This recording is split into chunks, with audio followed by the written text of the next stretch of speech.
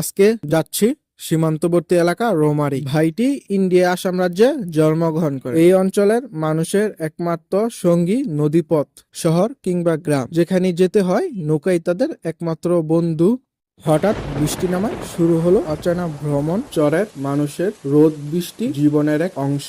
খুশির মুহূর্তগুলো তাদের একাই উপভোগ করতে হয়। কেউ লুডো খেলে, গল্প করে, কেউ বা অন্যের গল্প শুনে হাসাহাসি করে। বৃষ্টিময় দিনে দিনমজুরি মানুষরা জানে জীবন কি জিনিস। গ্রামে জমজমাট হইচই, বাজার আজ জনশূন্যহীন হয়ে পড়ল। হে গাইস, আমি Amit Hasan, back new video baby blog 25 part 2। আজকে আমি যাচ্ছি রংপুর থেকে কুড়িগ্রাম হয়ে রৌমারী, আর পার্ট 2 আপনারা দেখবেন সেই রৌমারীর গল্প এবং চিলমারি থেকে রৌমারীর গল্প, ব্রহ্মপুত্র নদীর উপর দিয়ে ভ্রমণ, সব কিছু বিস্তারিত, মানে নৌকা কাটা বাজার ছাড়া কীভাবে যাবেন, কত টাকা ভাড়া, সব কিছু বলবো। তো চিলমারি ঘাট পার আসলে আপনার চোখে প্রথমে এটা পড়বে। অ্যান্ড এখানে পানি যেহেতু উপরে না ওঠে সেই জন্য বাঁধ বাঁধছে। ফাইনালি আমি চিলমারি ঘাটে চলে আসলাম, আর আসার পর আপনারা এরকম গাড়ি দেখতে পাবেন। এটা হচ্ছে চিলমারি বন্দর, উপরে দেখতে পাবেন সাইনবোর্ড, এবং চিলমারি বন্দর ওইখান থেকে আপনাকে রৌমারির জন্য নৌকা উঠতে হবে। দূরে যেটা দেখতে পাচ্ছেন নীল টিনের রং ওইটা, আর এখানে যেটা দেখতে পাচ্ছেন এটা সম্ভবত ফেরির জন্য, যেহেতু এখন ফেরি চলে না। আর নিচে আপনারা এরকম খাবার হোটেল দেখতে পাবেন। এটা হচ্ছে চিলমারি নদী বন্দর। এখানে আপনারা দেখতে পাচ্ছেন অনেক পরিমাণে জাহাজ, যেগুলো দিয়ে গাইস আমাদের এলাকায় বালু টানা হয়, যে বড় বড় বোট, এগুলো দিয়ে মূলত যাত্রী পারাপার করা হয় চিলমারি, রৌমারী আর বিভিন্ন দিক। আর আপনার যদি এই ব্রহ্মপুত্র নদীটা দেখতে পাচ্ছেন বিশাল বড়, আর এই ব্রহ্মপুত্র নদীর ইতিহাস আমি এখন আপনাদেরকে বলবো বোর্ডের উপরে বসে বসে। এখন সময় বাজে 12টা, সূর্য হচ্ছে আমার মাথার উপর, আর আমি চলে আসলাম রমনাঘাট চিলমারি বন্দর। এই যে দেখতে পাচ্ছেন আপনারা, এবং দোকানপাট অনেক কিছু আপনারা দেখতে পাবেন এই জায়গাতেই। চিলমারি ঘাটে যাচ্ছি, এটা হচ্ছে সেই যেটা দিয়ে যেতে হবে। নদীর ঘাটে সাইনবোর্ডে লেখা রমনা ঘাট চিলমারি নদী বন্দর BIWTA। এইমাত্র বড় একটি নৌকা আসলো ঘাটটিতে।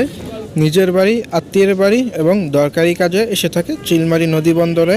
এই পুরো অঞ্চলে রাস্তা এবং ব্রিজ না থাকায় এই গ্রাম থেকে ওই গ্রামের মানুষ বোট দিয়ে যাতায়াত করে। ব্রহ্মপুত্র নদীর এখন শান্ত রূপ দেখা গেল, মাঝে মধ্যে তার ভয়ঙ্কর রূপ জেগে ওঠে। এখন যাচ্ছি টিকিট কাউন্টারে রৌমারীর টিকিট কাটতে। তো টিকিট কাটা হয়ে গেছে, টিকিটটা আপনাদেরকে আমি একটু পরে দেখাচ্ছি। তো বেশ, আমি এখন বোটে উঠে পড়লাম।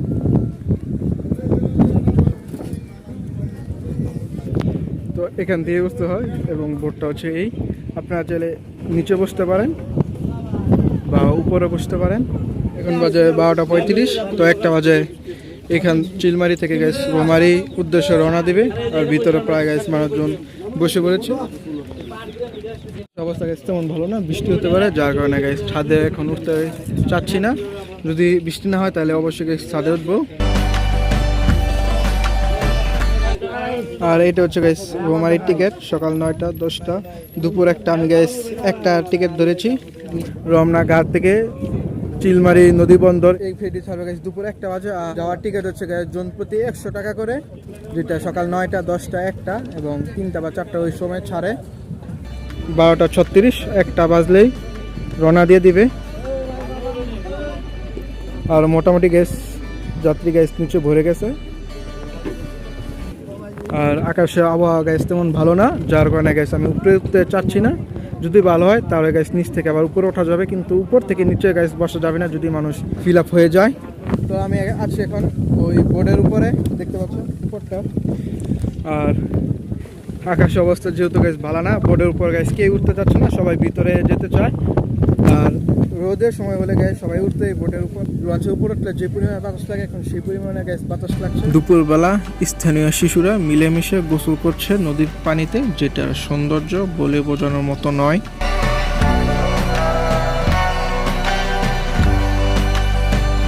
প্রায় 1টা বাজতে চললো, ঘাট পারে প্রচুর মানুষজন চলে এসেছে নৌকাটি ধরার জন্য। না হলে আবার 2 ঘন্টা বসে থাকতে হবে পরবর্তী নৌকার জন্য। আপনার আমার পিছনে বা সামনে যে নদী দেখতে পাচ্ছেন, এটা হচ্ছে ব্রহ্মপুত্র নদী, বাংলাদেশের অন্যতম বড় এবং যাতায়াত বা মাল বহনকারী। 1000 বছর ধরে এই নদীর উপর দিয়ে চলে গেছে গাইস মালবাহী জাহাজ, যেটা ইন্ডিয়া আসাম থেকে আসতো বিভিন্ন মালপত্র নিয়ে, যেরকম ধান গম এরকম নিয়ে এই ব্রহ্মপুত্র নদীর উপর দিয়ে যাতায়াত করতো। এক সময় উত্তরবঙ্গের সবচেয়ে গুরুত্বপূর্ণ নদী ছিল এই ব্রহ্মপুত্র নদী। এখান দিয়ে সবসময় ইন্ডিয়া আসাম থেকে বাংলাদেশের এই নদীপথটি কাছে হয়, খুব সহজেই বিভিন্ন মালপত্র বাংলাদেশে নিয়ে আসতো। তাই এই রোডটি ছিল একমাত্র সহজ মাধ্যম। আর আগেকার মানুষ খুব কষ্ট করে যাতায়াত করতো, কারণ তারা ছোট নৌকা দিয়ে যেত এবং বৃষ্টির কবলে আসলে এরকম নদীর ঢেউ গাছ প্রচুর বেড়ে যেত, যার ফলে পুরো রিস্ক পড়ে যেত।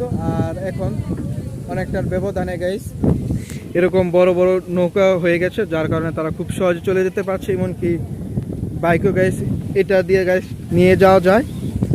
আর আগে এই নদীতে বড় বড় লঞ্চ জাহাজ চলতো, আর এখন গ্যাস তা চলা বন্ধ হয়ে গেছে, কারণ ব্রহ্মপুত্র গ্যাস হচ্ছে একটা লেভেলের নদী। যে কোনো সময় গ্যাস সে রূপ বদল করে, যেখানে ইচ্ছে সেখানে সে চর জাগিয়ে দেয়, যার কারণে বড় বড় জাহাজ আটকে যায়। এখন বাজে 1:10 থেকে 20। বোট যখন ছাড়বে ঠিক ওই মুহূর্তে বৃষ্টি নামা শুরু করলো। হঠাৎ বোটে থাকা সকল যাত্রীরা আতঙ্কে পড়ে গেল।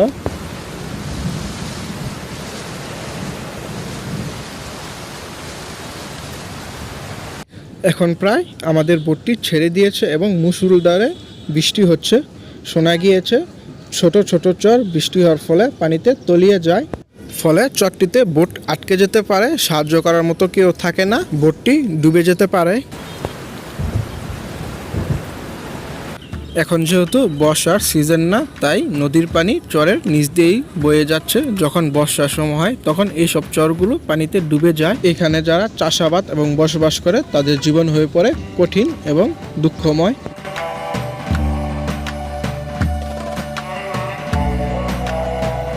বোর্ডের ভিতরে থাকা মানুষজন বলাবলি করছে, যেখানে সময় লাগে 1 ঘন্টা 10 মিনিট যেতে, এখন সময় লাগতে পারে 1.5 থেকে 2 ঘন্টার মতো। বৃষ্টির থামার তো কোনো নামগন্ধ নেই এবং চালক তত স্পিডে চালাতে পারছে না, তাই স্লোলি চালাচ্ছে। মাঝে মধ্যে বোর্ডের জানালা দিয়ে তাকালে শুধু পানি আর পানি দেখা যায়। বৃষ্টির ফলে নৌকার ভিতরে সবাই বসে থাকার কারণে সবার বসাটাই অনেক কষ্টসাধ্য হয়ে গেছে। ভিতরে জায়গা কম থাকায় কিছু মানুষজন মাথার উপর পলিথিন দিয়ে বাইরে দাঁড়িয়ে আছে। কিছুক্ষণের মধ্যেই নৌকা চালক চলে আসলো সবার টিকিট চেক করতে। প্রতিদিন অনেক যাত্রী রয়েছে যারা প্রথমে কাটে না, নৌকাতে ওঠার পর টিকিট কাটে, কিন্তু টিকিট ছাড়া কেউ ফ্রিতে ভ্রমণ করতে পারেনি। বোর্ডে সকল অপরিচিত মানুষ এখন পরিচিত হয়ে গেল। কেউ মিলেমিশে লুডো খেলছে, কেউ গল্প করছে, কেউ অন্যের গল্প শুনে আবার হাসাহাসি করছে। আজকে বৃষ্টির দিনে নৌকা ভ্রমণটি সবাই আনন্দের সহিত উপভোগ করলেও মনের ভিতরে কিঞ্চিত সবার ভয় ছিল। চরে থাকা মানুষজনের জীবন ততটা সহজ না যতটা আমরা ভাবি। তাদের আনন্দের মধ্যে দুঃখ এবং একাকিত্বই বেশি থাকে। দীর্ঘ 1.5 ঘন্টার পথ হাসি, ভয় এবং আনন্দের সহিত কাটানোর পর নৌকাটি চলে আসলো ঘাট পাড়ে। তো গাইস ফাইনালি চলে আসলাম রৌমারী। এটা হচ্ছে রৌমারী লঞ্চ ঘাট। আমাদের এই ভোট ছাড়ার পর থেকে গেছে বৃষ্টি শুরু, এখন পর্যন্ত এই 1.5 ঘন্টা পর্যন্ত গেছে বৃষ্টি চলেই যাচ্ছে। আর দেখতে পাচ্ছেন ওই যে ফেরি দুইটা, ওইটা এই দুইটা দিয়ে আসার কথা ছিল, এখন এই দুইটা গাইস বন্ধ। রৌমারী লঞ্চ ঘাট, এটা হচ্ছে লঞ্চ ঘাট এবং এটা হচ্ছে রাস্তা, যেটা আমি একটু পরে যাচ্ছি। তো এই হচ্ছে রৌমারী এখন বর্তমানে লঞ্চ ঘাটের অবস্থা দেখতে পাচ্ছেন। যেহেতু এটা ব্রহ্মপুত্র যে কোনো সময় গেছে এদিকে দিক গেছে চর উঠে যায়, এই যে দেখতে পাচ্ছেন পানি মাঝখানে চর।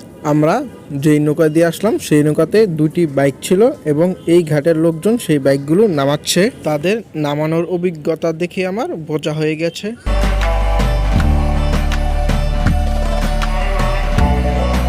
এই মস্ত বড় নদীতে নৌকা আমাদের কোন দিক দিয়ে নিয়ে আসলো বুঝতেই পারলাম না। তো গাইস মূলত যদি আপনাদের ফেরি চলাচল করে তখন ওই ঘাট দিয়ে যেতে হবে, ওই যে ওইটা দূরে যেতে পাচ্ছেন। আর এই দুইটা ফেরি এখানে চলাচল করতো, এখন করে না, এখন এরকম ভোট, যেটার জন্য এরকম ঝেড়ি আপনার ব্যবহার করতে হবে। আমি এখন বর্তমানে আছি রৌমারী ঘাটপা। এটা হচ্ছে ঘাটের রাস্তা এবং এখানে আপনারা দেখতে পাচ্ছেন হয়তো যে সময় গাইস পানি বাড়তে ছিল ওই সময় এই ওটিটা বা জাহাজটা, যেটা অটোর সামনে আপনারা দেখতে পাচ্ছেন। কারণ রৌমারী ঘাট থেকে যাব রৌমারী শাপলা চত্বর। মস্ত বড় বালুর জাহাজ হয়তো বন্যার সময় এসেছে, নয় এই জায়গাতে ঠিক করানোর জন্য নিয়ে এসেছে। জাহাজ ঠিক করা সেই রকম কোনো দোকান বা তার কোনো ছাপ চিহ্ন এই জায়গাতে দেখা গেল না। আমি এখন আছি রৌমারী বাজার। আর রৌমারী নৌকার ঘাট থেকে এই বাজার আসতে 20 টাকা লাগে। আর আমি এখন বাস গ্যাস ঠিক করছি, যেটা সন্ধ্যার পর ছাড়বে। আর গ্যাস এখন যেই পরিমাণ বৃষ্টি হচ্ছে, আপনাদেরকে বর্ডার সাইড কি দেখো, আমি নিজেরই গ্যাস অবস্থা খারাপ হয়ে গেছে। তো দেখি কি করা যায়। আমি এখন বর্তমানে আছি উপজেলা নির্বাহী অফিসার কার্যালয়ে। এটা হচ্ছে উপজেলা নির্বাহী অফিসার কার্যালয় রৌমারী। রৌমারী একটি উপজেলা, কুড়িগ্রাম হচ্ছে তার জেলা এবং রংপুর হচ্ছে বিভাগ। ঢাকা শহর থেকে রৌমারী যেতে হলে বাসই হচ্ছে তার একমাত্র বাহন। আমি এখন আছি রৌমারী মেইন সাইডে, যেটা শাপলা চত্বর এবং বাজার নামে পরিচিত। আজকের দিনটি আমার বৃষ্টির বিলাসী কেটে যাচ্ছে। বৃষ্টির দিনে রৌমারী মানুষের জীবনযাপন আপনারা দেখতে পাচ্ছেন। রৌমারী থেকে ঢাকা যাওয়ার অনেকগুলো কাউন্টার থাকলেও বিসমিল্লা বাস কাউন্টারটি শুধু গাউসিয়া এবং নারায়ণগঞ্জ চাষার পর্যন্ত যায়। আমি এখন আছি রৌমারী বাজারের ভিতরে, যেহেতু এখন প্রচুর পরিমাণে বৃষ্টি হচ্ছে আপনারা দেখতে পাচ্ছেন। আজকে সারাদিন বৃষ্টি হওয়ার ফলে বাজারটিতে মানুষের আনাগোনা খুবই কম। বাজারের মধ্যে প্রতিটি মুদির দোকানই দেখতে অনেক সুন্দর লাগছে।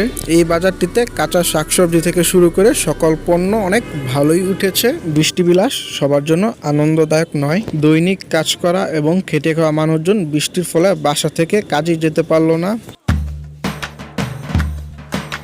এই বাজারটিতে সবচেয়ে আমি বেশি দেখেছি পানের দোকান। হয়তো এই গ্রামে অনেক পানের চাহিদা রয়েছে।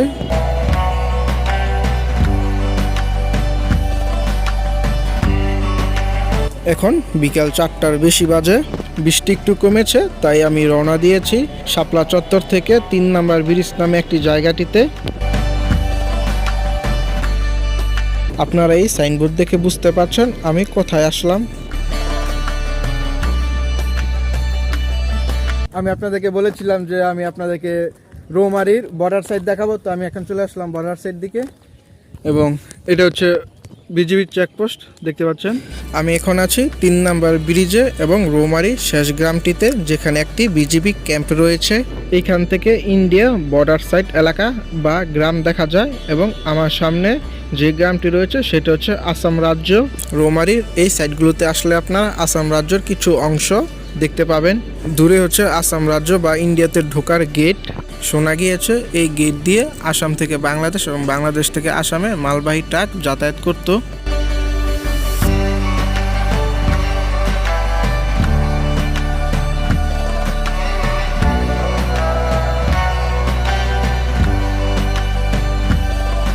যেহেতু বাংলাদেশের 3 দিকই হচ্ছে ইন্ডিয়া এবং 3 দিকই পুরো কাঁটাতারে বেড়া দেওয়া, শোনা গিয়েছে গ্রামবাসী যদি কোনো কারণে সীমান্তের কাছাকাছি বা কাঁটাতারের ওই দিকে যায়, ইন্ডিয়ার বিএসএফ তাদের সতর্ক না করে গুলি করার হুমকি দেয়। আপনারা দূরে যাদের দেখতে পাচ্ছেন তারা হচ্ছে বাংলাদেশের বিজিবি। ইন্ডিয়ার বিএসএফ যেমন বর্ডার সাইড পাহারা দেয়, বাংলাদেশের বিজিবি তার থেকে কড়া নজরে বর্ডার সাইড পাহারা দিয়ে থাকে। রৌমারী সাইড এবং ইন্ডিয়া বর্ডার দিকে একটি গ্রাম। আর এখানটাতে আপনারা দেখতে পাচ্ছেন ভুট্টা চাষ করা হয়েছে। বৃষ্টির ফলে প্রকৃতির সৌন্দর্য ঝলমল করছে এবং তার উজ্জ্বলতা ফিরে এসেছে। এখন বাজে 5টা আর আমার বাস ছাড়বে রৌমারী শাপলা চত্বর থেকে রাত 8টা বাজে। তো আমি এখন কিছুক্ষণ এখানে ঘুরে পরে আবার শাপলা চত্বরের দিকে রওনা দিব। আপনারা এখন যেই জায়গাটা দেখতে পাচ্ছেন এটা হচ্ছে বাংলাদেশ, কিন্তু সামনে হচ্ছে কাঁটাতার, তারপরই হচ্ছে ইন্ডিয়ার বর্ডার। রাস্তার দুপাশে গেছে প্রাকৃতিক সৌন্দর্যময় ভরা, দেখতে অপরূপ সুন্দর লাগছে এবং এই রাস্তাটাও গ্যাস তার সৌন্দর্য ফুটিয়ে তুলেছে। সীমান্তবর্তী গ্রামের মানুষজন নাকি সবসময় আতঙ্কে থাকে। তো গ্যাস আজকে যদি বৃষ্টি না থাকতো তাহলে বর্ডার সাইডের কাছাকাছি একটু যাওয়া যেত, এই ধান ক্ষেত ফসলের ক্ষেতের এই দিক দিয়ে, কিন্তু বৃষ্টি থাকার কারণে তা সম্ভব হচ্ছে না এখন। তো গ্যাস এখন কুত্তা এবং ছাগল পুরা মুখোমুখি, কে কাকে আক্রমণ করবে সেটা দেখার পালা। আমি এখন আছি গ্রামের রাস্তায়, আর এখান থেকে দূরে যে টাওয়ারটি দেখতে পাচ্ছেন তা কাঁটাতারের ওই পার পড়েছে আসামের দিকে। তো গাইস আমি এখন আছি বর্ডার সাথে একদম কাছাকাছি এবং দূরে দেখতে পাচ্ছেন গাইস ইন্ডিয়ার বর্ডার, ওইটা হচ্ছে ইন্ডিয়ার বর্ডার এবং ইন্ডিয়ার বর্ডার ওই পার যে বাড়িগুলো আপনি এখন দেখতে পাচ্ছেন। আর এখান থেকে গাইস কাটা তার দেখা যায় এবং এটা হচ্ছে আসাম ওইদিকে। আর আপনাদের সাথে পরিচয় করে দেই, এই ভাইটির সাথে আমার এখন দেখা হলো। আর বিশেষ আকর্ষণীয় কথা হচ্ছে যে এই ভাইটির বাড়ি ছিল আসামে না ভাই, আসামে বাড়ি ছিল এবং ভাই আসামে জন্মগ্রহণ করেছিল। ভাইয়ের বাপের বাড়ি হচ্ছে এইখানে, মানে ইন্ডিয়া বাংলাদেশ নিয়ে, এবং বা আপনার ইন্ডিয়া আপনি জন্মগ্রহণ করেছিলেন। ইন্ডিয়ার চেয়ে অনেক বাংলাদেশে অনেক ভালো আছে, কারণ ইন্ডিয়াতে ওই মনে করেন যে একটা কাগজপত্র না থাকলে ওই যে মনে করেন যে রোহিঙ্গা বানায়, আবার ফির কোন পাশ দিয়ে নামাই দেবে বাংলাদেশ, ওটা কোনো গ্যারান্টি নাই। শুধু আপনি 1 মিনিট হাঁটলে তো আপনার দেশে চলে যেতে পারেন, যেহেতু আপনি জন্মগ্রহণ করছেন ইন্ডিয়া। আছে আমার কাগজপত্র, আমার জন্ম নিবন্ধন কাগজ আছে, আমার আধার কার্ড করা লাগবে, তারপর আপনি চাইলে তো মানে ইন্ডিয়ার নাগরিক হতে পারেন। হ্যাঁ, আমি চাইলে ইন্ডিয়ার নাগরিক হতে পারি। তবে আরেকজন আমাদের এই গ্রামে আরেকজন আছে, আমার বড় চাচা লাগে, ওই মনে করেন যে নাগরিক হয়েছে, এখন খালি ভোট দিলে ওই পাশে ভোট দিলে হয়ে যাব।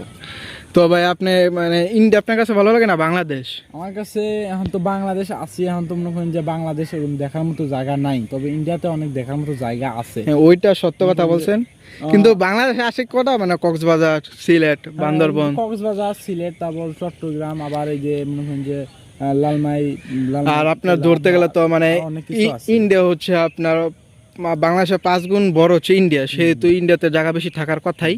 দৃশ্য আপনারা দেখতে পাচ্ছেন, এই গ্রামটা গাইস অসম্ভব সুন্দর। বা এই গ্রামের নামটা কি? চান্দাচর। তো এই গ্রামের নাম হচ্ছে চান্দাচর, যেটা আমি মেইন রাস্তা দেখার পর গাইস এই গ্রামের ভিতর ঢুকলাম এবং এই গ্রাম থেকে খুব কাছে হচ্ছে ইন্ডিয়ার বর্ডার সাইড এলাকা। এবং দূরে হয়তো আপনার মোবাইলে গাইস আপনারা দেখতে পারবেন না, ইন্ডিয়ার লোক গাইস স্কুটি দিয়ে যাচ্ছে, যেটা আমরা এখান থেকে দেখতে পাচ্ছি। এই জায়গা থানা আছে, অর্থাৎ এই পাশে যে 10-12টা বাড়ির ওই পাশে মনে করেন যে থানা, এটা হলো মাইনকাচর সরকারপাড়া থানা। মাইনকাচর সরকারপাড়া থানা, এগুলি সব মনে করেন সবটি বাংলা কথা কয়। আবার মনে করেন যে হিন্দু আছে, হিন্দু বেশি আর কি, মুসলমান কম। যে হিন্দু বেশি আছে, তবে হিন্দুরাও সবাই বাংলায় কথা বলে। এই পুরো আসামের মানুষে বাংলায় কথা বলে। ইন্ডিয়াতে 4 প্রকার কাগজ আছে, এক জন্ম নিবন্ধন, তারপরে আধার কার্ড, তারপর প্যান কার্ড, তারপর আই কার্ড। এই 4 কার্ডের মধ্যে এক কার্ড যদি না হয় তাহলে আপনাদের বাংলাদেশ পাঠাই দেবে বিনা টিকিটে বাংলাদেশ। মানে কোনো কিছু লাগবে না, খালি কাঁটাতারের ভিতর দিয়ে বার করে দেব। দেখো তোমার নাম কি? তোমরা কও তোমার নাম কি? এই দেখে কইছে হাসান। তুমি কি করো? হ্যাঁ, কি করো তুমি? কোন ক্লাসে পড়ো তুমি? 5-এ। এখান থেকে দেখতে পারবেন তুরা, শিলং এবং বাংলাদেশের পতাকা। এবং ধন্যবাদ, বাই বাই কুড়িগ্রামের সড়ক বিভাগ। এই জায়গার পর থেকেই হচ্ছে গাইস একটু সামনে হচ্ছে বিজিবি ক্যাম্প, তারপর হচ্ছে গাইস ইন্ডিয়া বর্ডার সাইড, যেটা হচ্ছে গাইস আসাম পড়েছে।